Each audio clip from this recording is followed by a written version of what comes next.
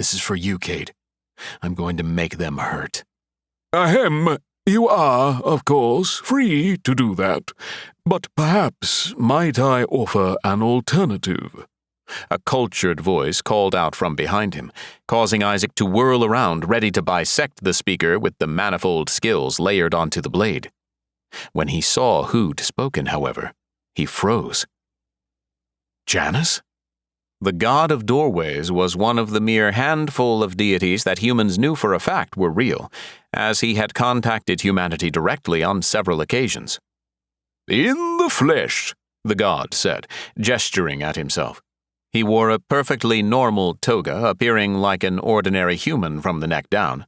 His head, on the other hand, had two faces, one over each shoulder and facing off to the sides, though he clearly could see what was in front of him. How much do you know about the rules of deities meddling in the affairs of mortals? Janus asked, jumping straight into whatever topic he wanted to talk about. Any meddling will allow the other side to meddle to an equal degree.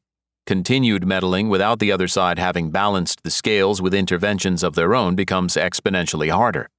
Isaac quoted from memory. That explanation had been given countless times when people had demanded help from the ostensibly good gods. Whatever they did to improve humanity's lot, the dark gods would be given the chance to turn it into a monkey's paw.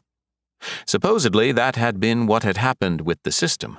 One side had created it to allow humanity to grow, while the other had added the monster summoning power that had created this whole mess. So, you're willing to try to interfere again? Isaac asked, extremely skeptical. He wasn't sure if things could somehow get worse than mankind's extinction, but if they could. Yes, though in this case our meddling happened a long time ago, and you're just now reaping the rewards. The dark gods nudged things ever so slightly towards the apocalypse by screwing with a handful of key people. So we made our own minute alterations. This portal right here allows a single person to jump back to the beginning of all this, a single time, if the guardian of a given portal had been defeated and they are the last human on the planet. With their changes so minute, ours couldn't be any bigger, and adding a bunch of prerequisites was a good way to make that happen, Janus explained. Isaac's sword slipped from a nerveless hand, which he then raised to point at the god. You have to be. That can't be true. He laughed bitterly, though the sound contained a hint of insanity that sent shivers down his spine.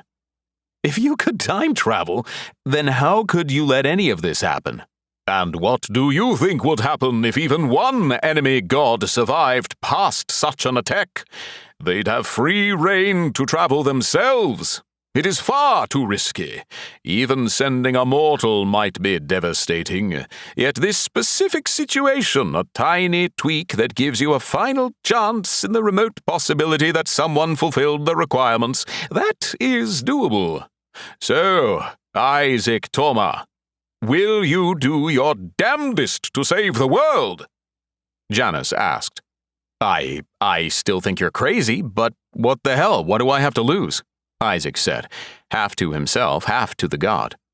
Janus clapped his hands and the portal shifted, turning from a wall of white mist into a solid sheet of blue light.